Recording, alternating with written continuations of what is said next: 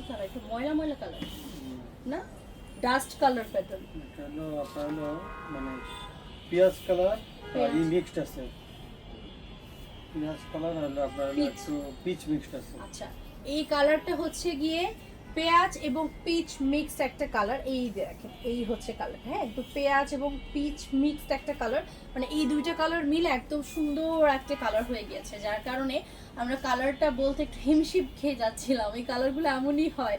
And party wear sari অনেক বেশি মানে সফট কালারে হয়ে থাকে। দেখেন পাড়টা কিন্তু একদম চমৎকার করে আপনার এমব্রয়ডারি ওয়ার্ক করা থাকছে সুন্দর করে জরি সুতা দিয়ে, হ্যাঁ জরি সুতা আর রেশম সুতা দিয়ে এমব্রয়ডারি ওয়ার্ক করা পাচ্ছেন, কাট ওয়ার্ক থাকবে, চওড়া একটা পাড়।